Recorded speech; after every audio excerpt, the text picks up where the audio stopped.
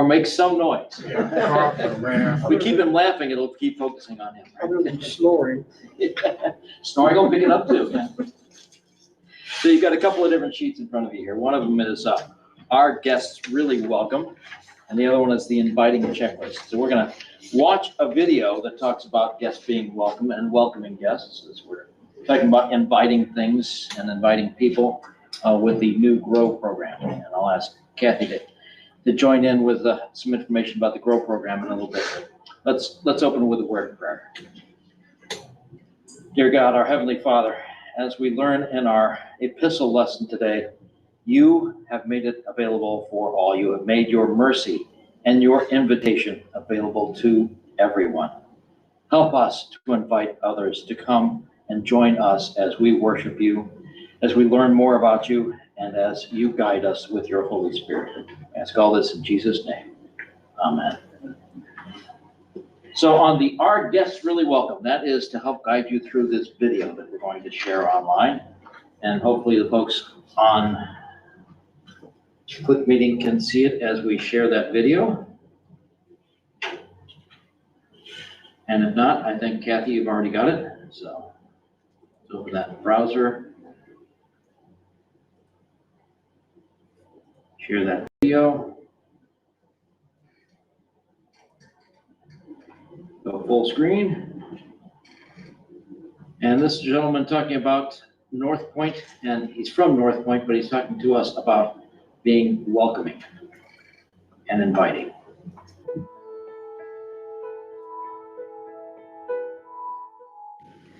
Well, I want to welcome you to this master class on inviting. And over the next few months, we're going to focus in on how to create an inviting culture and how you can lead your people to actually invite. One of the things that we talk about at Churchview a lot is how do we just reach more people? And we know, you've heard the statistics, that personal invitations are the best way to actually invite people to come to church. But how does it actually work? What do you do when people don't invite? How can you actually lead them to invite? I know you say it all the time, but how do we get people to follow through?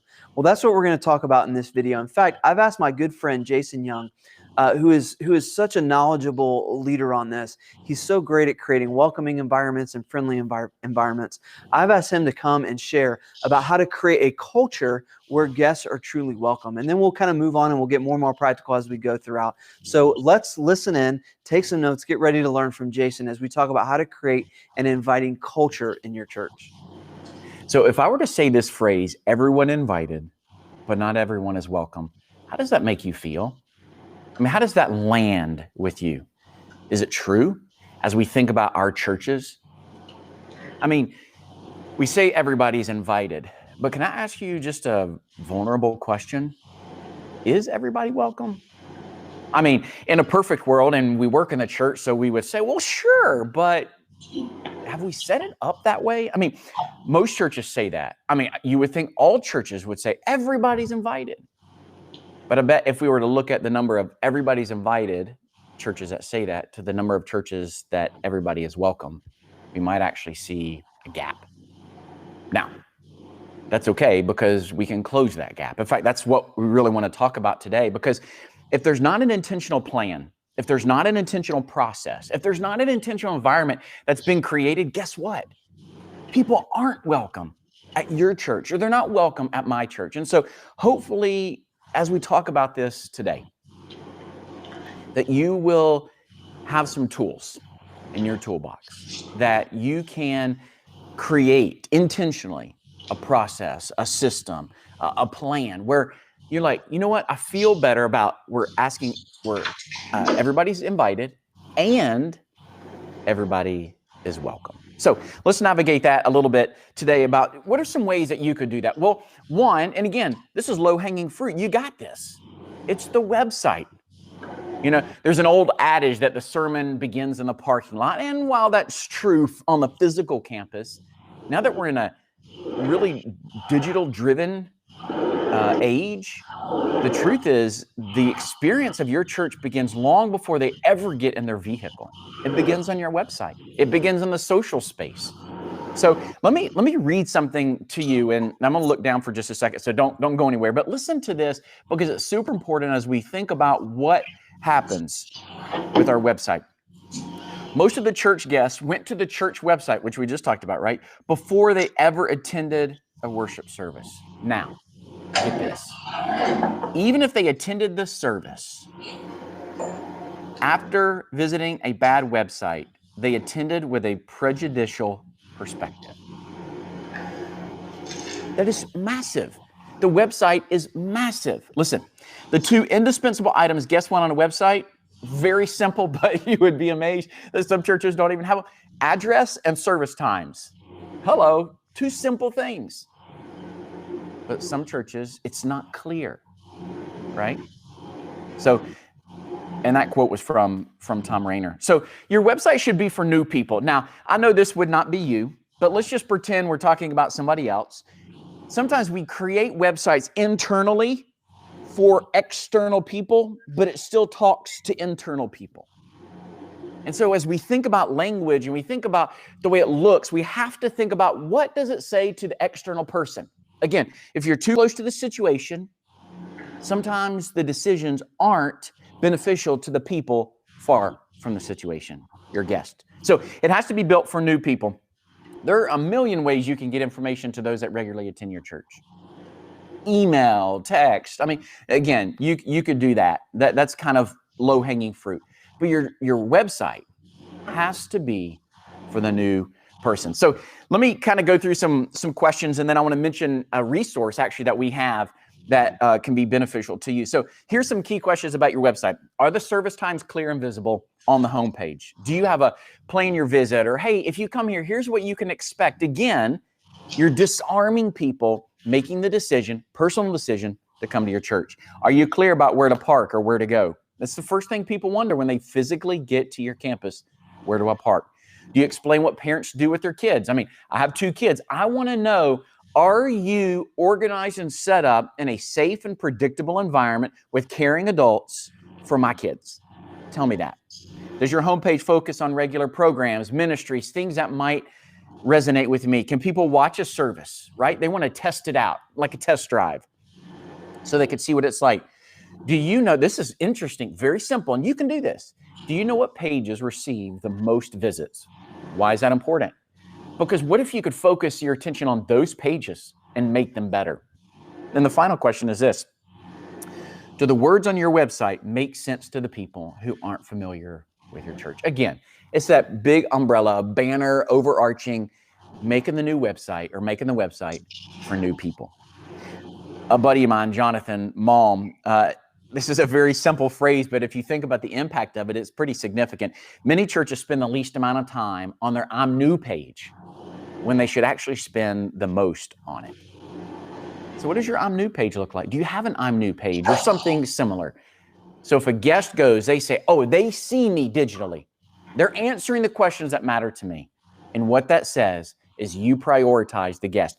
But it's not only says that to the guest, it tells the people in your church that regularly attend that the guest matters to us, so that it should matter more to the regular attendee. So I mentioned a resource. I'd love for you to use our website checklist form.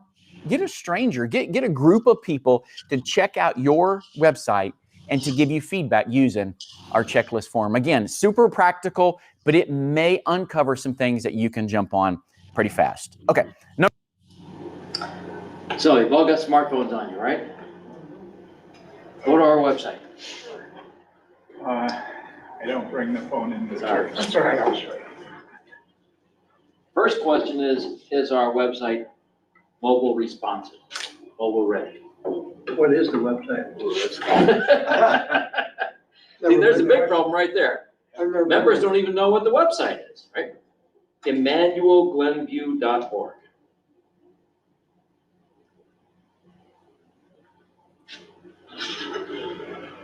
I don't mean to harp on this, but the website is what actually invites visitors to your location. It's actually not bad for a mobile. I'm a little surprised. I've never been on it on a mobile device. Okay. When you get home, you can check it on your computer. Take a look at it there. It looks a little- EmmanuelGlenview.org. It looks a little different, but at least on here, when you see the main page, a couple of things scroll up, and then there is a 3 bar at the top for a menu. That's called the hamburger menu. Yeah, which I did the hamburger. The burger menu, yeah. Right, which I did not expect. I expected if it was not mobile ready, that would already still appear. So on your desktop device, you'll have a menu on the left. But Correct. on your mobile device, you'll have the burger menu, Right. which you click and it has a drop down of all the items.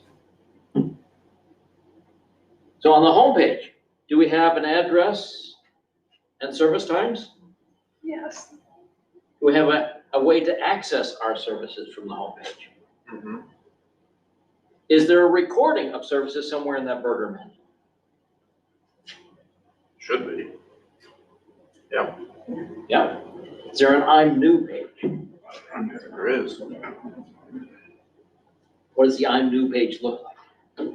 Does it tell you what you want to know if you're a parent coming to visit? I never looked at it on a phone.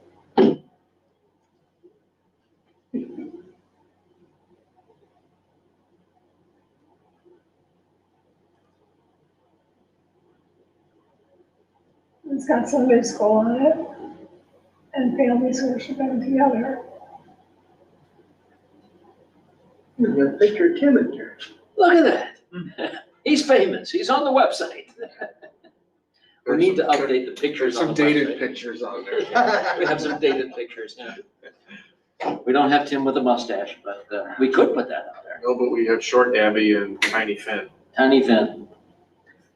So one thing we need to do is be conscious and intentional about updating at least the pictures on the website and updating the content. Is there anything else on there that you would look for if you're planning to check out this church as a potential visitor? Is there a way to find out what's going on in this church? There's a what we believe section. So what we believe, that's good, right? And we find out what's going on in the church.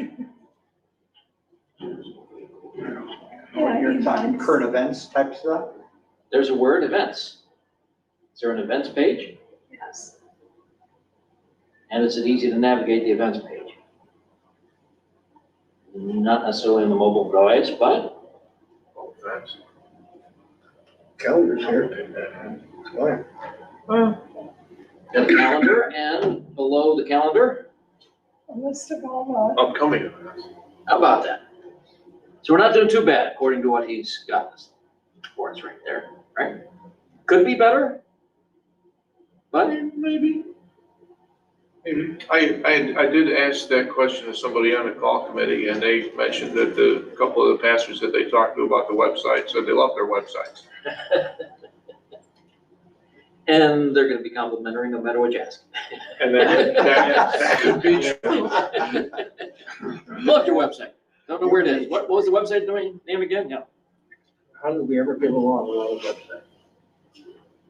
Well, that's the important thing that we've got coming up. And I'll ask Kathy to chime in on this a little bit. We have signed up for a GROW program, which is Church Fuel and Church Marketing University combining together into a GROW program. We get a lot of training from Church Fuel and now training from Church Marketing University. So if you'd like to be part of the team that will help invite and welcome, that's the key word, welcome people to our church, that would be wonderful. Just talk with Kathy about how you might get involved in that. So the automatic inviting system, we talked a little bit about this last week. 22. We have $10,000 a month, $120,000 a year of ad space that Google is making available for nonprofits, part of their social consciousness program. So they're giving us a grant of $10,000 a month in Google ads. Anybody know what Google ads do? Tommy's shaking his head. Pop up when you don't want them. No, they're not pop-ups. But how does the current society find anything? When they do a search, it comes up first. It'll be advertised on Google. If it's not first, it'll be an ad on the side, right? So because we're paying for advertising, it'll be towards the top of the Google search for any keywords that you're searching for. What kind of keywords would people search for that would help them find us? Youth group, Okay, church service, traditional service. traditional service, yeah. Missouri Synod. That's a good one. I don't think many people out there know what Missouri Synod is, but But there might be people traveling that, traveling that would look at it, okay.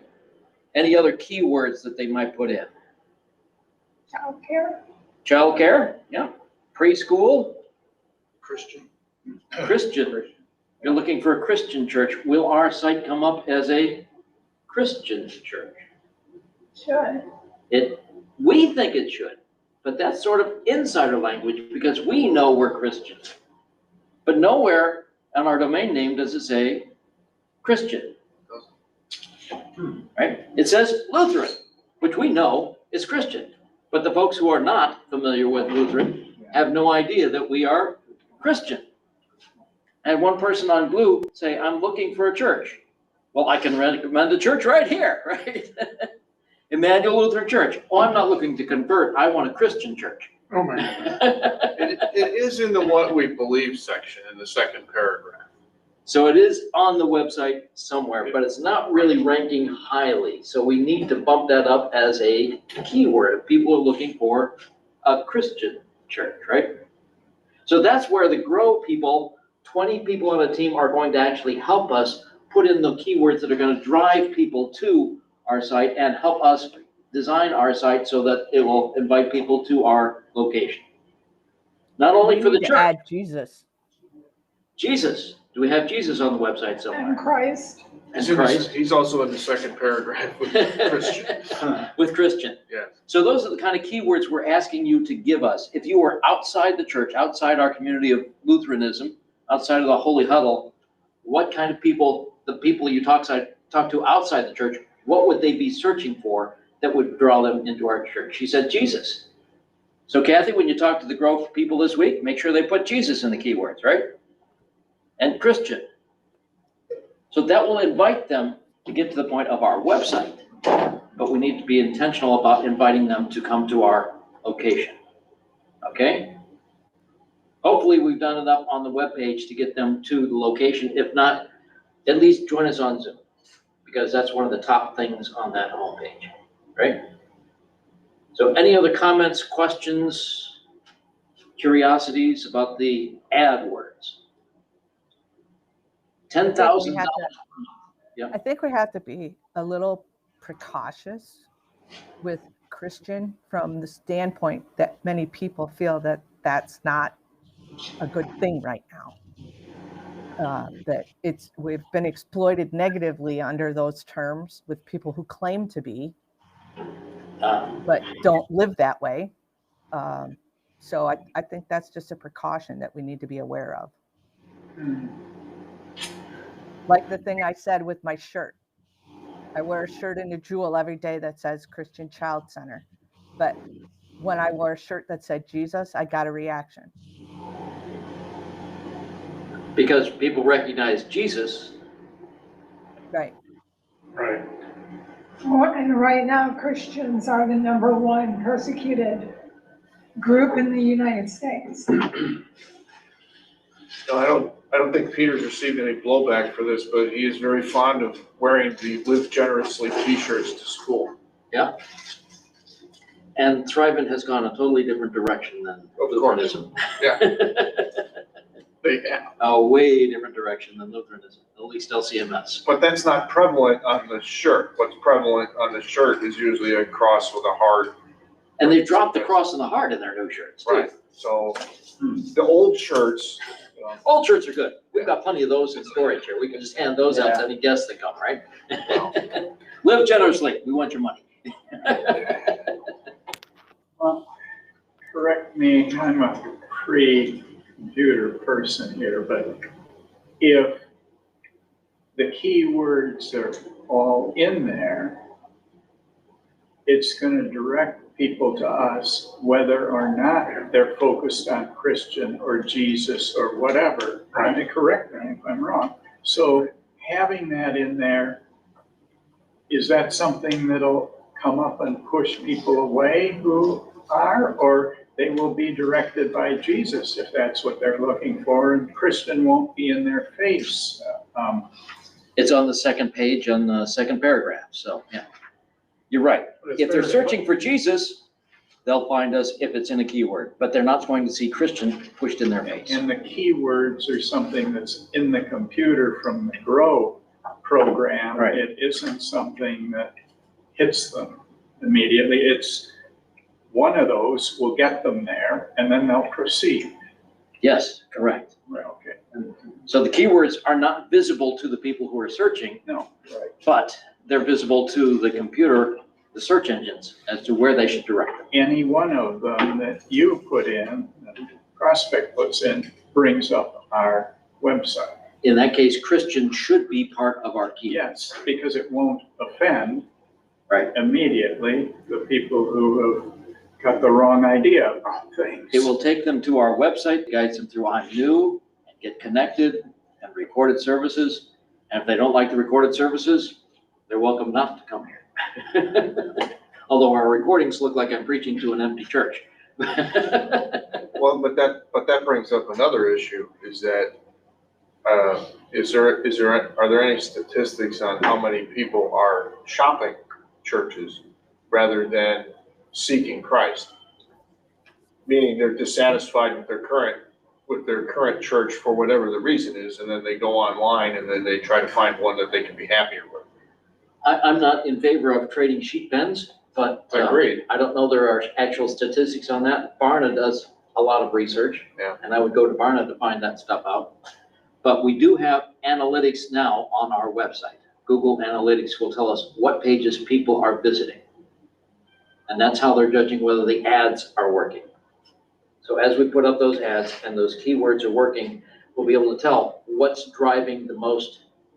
Well, and that's what I mean about the key words, is that somebody who is at, Saint whatever Lutheran church over wherever is looking for another Lutheran church, so they pop up those and they find us that way. Or someone is at ex-Episcopal or community or congregational and they don't like what's going on, so they start looking around. Well, we don't want a bunch of disgruntled people here. No, of course not, but they know some of But these they know words something already. else is out Yeah, there. but they know some of these words already, so Yeah. they're looking for a Christian church that shares Jesus, that has Holy Communion, who knows? It's interesting, we got this communication platform called Gloo, GLOO.us. I encourage you to take a look at that. We got into that through hegetsus.com. And we have this free communication platform that allows many different media outlets to dump anybody who's coming through their ads into us for this entire Chicagoland area. I'm getting stuff from Lincolnwood, I'm getting stuff from Antioch, I'm getting stuff from they're all coming through us because we're the church that has signed up with that. So they're coming into us. And Churches Cares is a campaign that has been running in the last couple of months. And I'm getting a lot of people that are actually connecting through the Churches Care ads to their form, and they're getting dumped into our platform. Because I'm looking to get connected to a community or a church. That's what they filled out on the form. They checked that. And so I get that response via text saying, there are people that are looking for a church. Why they're looking for a church is the next thing that we start to unfold as we get into the discussion via text. Yes. I can't answer the number of statistics that Tim is asking about, but I am the person who, the church I was confirmed in and brought up in over the years left me, and they are doing unacceptable and unsatisfactory things. And I did go on the website looking for Missouri Synod Lutheran Church, hoping there'd be one not within walking distance, but a reasonable distance away. Yep. And just because someone is, quote, disgruntled with their current church doesn't mean they will be disgruntled when they find something acceptable. So I wouldn't rule people out, or even, not. We're willing to attract anybody. Yeah, But I agree, and that's why the key words are important, because that's what that's another group of people that are going to be looking for a place. So I So think LCMS and Missouri Synod are important keywords for us to drive them to us. Is that what we're saying? I always look for the three-dimensional cross. I don't wait to read anything. It's three crosses, by the Three, way. the three crosses, okay, yeah. It's not three-dimensional. I know, that's right. And you have to be careful with that because some places have tried to abscond that are not LCMS. They have co-opted it, yeah. Really? And they get sued fairly quickly when they're found. And we have permission to use it. Right. We had to request permission to use it actually in our logo. But yeah, the three crosses are the three crosses on Calvary. That's why we have the three crosses. Previous, there is a cross on our steeple. That was the previous Missouri Synod cross. Take a look at that when you leave, Oh, yeah, from the with 1950s, the circles. the circle, yeah. There is a cross with a flame around it. You know who that is? Methodist. She jumped right in. She says Methodist. So when you see the cross with the flame, that's Methodist, okay? But even someone who goes to church and is looking for a new one won't necessarily know all those things. No. and so forth. And we That's don't inside. expect them to. Yeah, that's You inside. can't put a symbol in the keyboard. So Insider language. that's insider language, and that's what we're trying to avoid. There's a lot of insider language. Okay, we're gonna go on with the Wait a video minute, unless, wait a minute, I have something on. Under, I think it was events or groups, where you have the men's group. yes, And to be honest, I'm not sure it should be on there because the men's group doesn't always meet at Panera Bread. 90% of the time, thank you, Daryl, representing the men's group right here. Because I know you come home and like, I went to men's group and nobody was there. That's once in a while. that was once, yeah, that was at one time. Well, it's been more than once, but Really? it's rare. We'll put it that way. And if you show up at Panera Bread and the men's group is not there, get a bagel and go. You still accomplish something. Or sit down and talk to other people.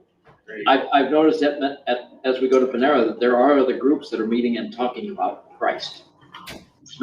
Because I'm wearing this when I go there, or another one similar to this. We actually had a lady come up and talk with us about, you need to check this out because she saw the cross.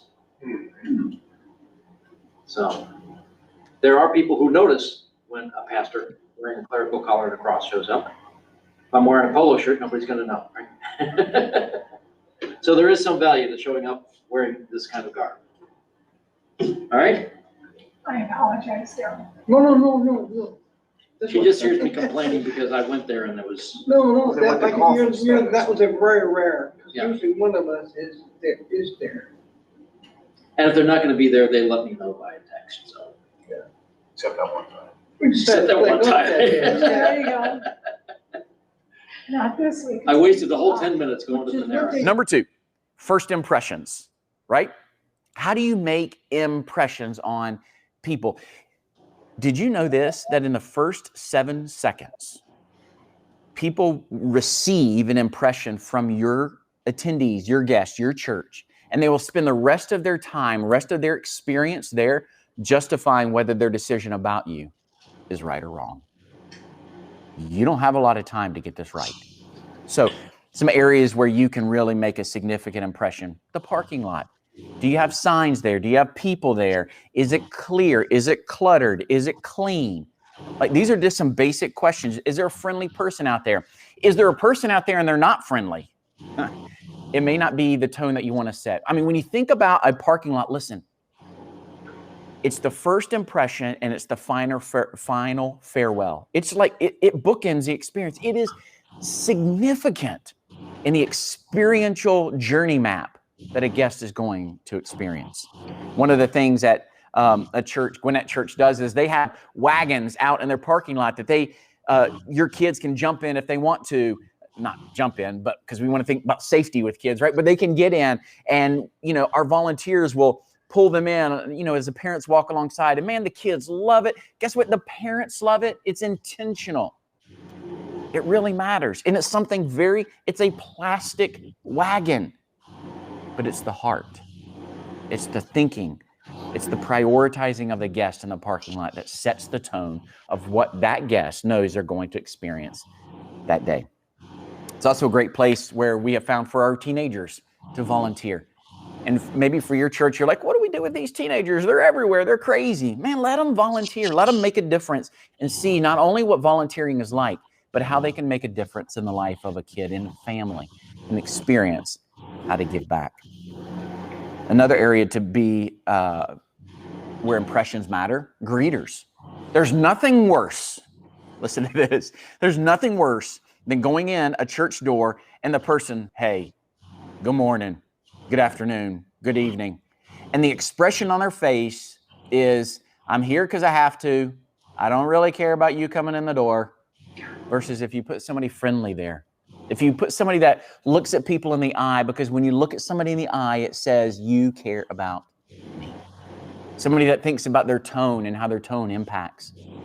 Somebody that watches their body language to make sure that their body language and their words match. Because did you know that people will believe body language more than they will believe words, but when those two are held up together on the same level and they match, impact, positive, powerful. So put somebody at a door who's friendly, who's patient, who's attentive, who's caring, who listens well. Maybe even think about the demographic or the type of person you put at the door, because did you know that when a guest walks into your church, one of the very first things they ask themselves subconsciously is this: do I see me? And so if you prepare for that on the front end by placing people at doors that are greeting, then they can answer the question, yes, I do see me. Another area where you can make an impression is, and maybe your church calls it information center or guest services or guest central or whatever it's called, the hub, any of that stuff. But you know what the temptation is? And again, if you do this, not knocking it, but it's an observation. I think sometimes we assume that a guest wants to know about everything. And the fact is, people are already overloaded with information. The church doesn't need to add to that. So think about what a guest really needs to know. You're like, well, I don't really know that. Maybe you could ask. Gather that data. Instead of it just being qualitative, get some quantitative data. You don't need a kiosk and display for every ministry. It's overwhelming. There's a book, The Paradox of Choice. Barry Schwartz talks about when people have too many choices, you know what they do? They don't make a decision. So reduce the number of choices so that people make a decision that you help them guide, that you guide them to. So you get the point about creating a central place, but not overloading them with information.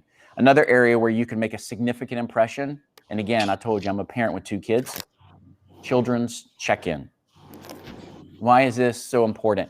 Because there is something emotional about having kids, right? So if I'm visiting a church for the first time and I have my kids, I'm going to be honest. I'm going to skip over that part because we don't have children's check-in because we have children in the church, right? Right. So that part doesn't apply to us at the moment, right? Any comments about what you've heard so far about greeters? First impressions, anything of that? I don't think we have years up to do it. Not anymore. We've got the ushers are greeting people, but we don't have separate greeters. You used to have greeters on a regular basis. People actually wore a tag that said greeter. Yeah, and often it was the husband and wife. So you had some common ground with whoever it was that walked in, right? So the question was about greeters. Do we have greeters? No, we don't have greeters right now. Would it be a good thing to have greeters? Well, you got to enlist the aid of some volunteers who would do that, right? And they have to be those that are gifted with being those personality traits rather than being a sour face. And how about teenagers? Do we have any teenagers that would actually be out in the parking lot directing people to the right door? They're doing coffee, They're doing coffee after service. but they're preparing it before service. So we're occupying them, doing something. We're working their introverted tendencies out. as the service continues. Trying to get them to the point of understanding what volunteering means. Yeah. So by the time they get to the coffee, then they're okay, They're okay. maybe. Move them slowly along. How do you think Peter would feel about being out in the parking lot directing people here? No, Not good. no. Right. Joshua, the same thing. No, No. I'm happy up in the balcony. They hardly talk to me when I look at them and say good morning. So they're not the right ones. There might be some others that we could enlist in the aid of helping people find the right doors. Do they know which parking lot to go into? Does it make a difference? Yeah, does it make a difference? At this hour of the morning, yes. Because she comes in I and parks parked here. over here, the door is locked. Is the parking lot safe? Is the parking lot safe? Is it well lit? Those times we have evening Not at night. services. That one No. isn't still either. dark. Those are the kind of things I'm asking you to think about and make suggestions and consider what we can do to make this a welcoming environment. The parking lot, as he said, bookends the service. It's their first impression coming in and it's their last impression leaving. On Sunday mornings, not too bad. You can figure your way around somehow, right? But it's still a struggle walking into a brick wall. The one big question we could probably answer for some folks who would need it would be elevator on this side. And post that On in the that other parking, side, to say that the elevator is on the other side. handicap access I didn't on know that we side, had an or elevator. elevator on that side. It is a fun elevator. If you've ever ridden it, it's really lots of fun. I know, It's yeah, like a amusement park ride. Pastor Sarcasm is showing, yeah. No ambulance. So those are the kinds of things we're asking you to think about and make suggestions and talk about and find out what other people are thinking when they come in. We had a funeral here yesterday. People are walking in that door because that's the first parking lot that they come to, right? Then what's across the street? Cemetery. So they see the cemetery across the street, they come to the first parking lot. They come in the door. The elevator's on the other side. They're walking in with a cane, can't make it up the stairs. So what am I supposed to do? Oh, get in the bus and go right around. Fortunately, Dave caught her before she left and took her down the elevator. But coming in, She didn't there was know. nobody Right. to deal with it. That can be relatively cured with signage fairly Signage. easily. Handicap entrance and elevator on the other side. That's what I'm talking about. Maybe even Simple a things. diagram with arrows, you, Yeah. right, 3 right turns. And a left, yeah. You know, So, simple things that we could do easily to solve these issues. But by not having them, people have the wrong impression about us, right? So simple things can be done to point them upstairs to the sanctuary, point them around to the elevator side, right? There are some simple things that we can do. Doesn't all have to be remodeling the entire church, right? So out in the parking lot is a big thing. Once they're inside, how do they know where to go? well, you apparently need something that you go up the stairs Yeah. to the sanctuary. And are we giving them too many options when they walk in that door and see those things on the side wall? You guys even look at those anymore? You probably haven't seen them for a number of years, have you? And the stuff that's in there hasn't been looked at for a number of years. So take those things down and put signs going upstairs to the sanctuary, downstairs for the fellowship hall. Simple, right? Some simple solutions. Oh, yeah, those. I know what you're talking about now. The media racks. Yeah, yeah. Too many choices. Right. They don't give us any next steps. There's too many choices. You look at that and you're just befuddled. What am I supposed to do here? I don't even know where to go, right? It looks fancier upstairs if I can see that. It gives you an indication of what might be happening when you get upstairs, right? Is it all organized or is it all old, right? Right. So start to look at this place as you would through a visitor's eyes. And start to think about what we can do to make it better. I'm not saying there's anything wrong with the way it was, but look at it as a first-time person coming in, because the invite that's going to happen in the next few weeks is going to be inviting 10 to 12 new families every month. All right? Might even be 10 to 12 new families every week. From what I'm seeing on Glue with the Church's Care platform, we might be keeping people all the way from Lincolnwood all the way up to Lake Forest, all the way east as far as Prospect Heights. I've tried to direct some people to the church in Prospect Heights, and they don't want to go. No, that's an interesting, almost business-like aspect. Short aside, we had a salesman who was sick for a long time, had to have some medical leave time off. We sent a different salesman into one of his accounts, and that account said, "You're gonna be my guy now that comes and sees me all the time." Yeah. Because I haven't seen that other guy, and we tried to explain to him, well, that other guy's been ill. He's been off, fighting cancer. Oh, I understand that, but now you're the one who's come in here and taken care of me, so I want to see you. Yep. And of course, it's not in that salesman's territory. Doesn't matter. Doesn't matter. The customer has now said, "You're my guy." That's right. First impressions. Yeah, well, There are a lot of businessy things that go on with trying to bring people to Jesus, It's right? a similar type of understanding. Yes. that's his 7-second rule, which I don't like, I don't agree with, I don't act that way. But you have to evaluate every sign and everything in 7 seconds for the first impression. Yeah. Or it will tinge everything that happens after that and maybe just lose them, period. Yeah. And, It's funny the way people act, but they judge the rest of their experience based on those first 7 Yeah. seconds. unfortunately, I don't run away from problems, and that gets me into a lot of trouble later on in many cases. Well, it doesn't matter. I started it. I'm gonna finish it, even if there's a bump in the road. And you're here with a bunch of like-minded people that are gonna forge through no matter what. Yeah, so, but. But we don't wanna put too many The new- blockades in the New way. people are that way. I mean, I can't but start talking about something or describing something to my wife, and she has an instant reaction and so forth, and that's carried forever after. Yep.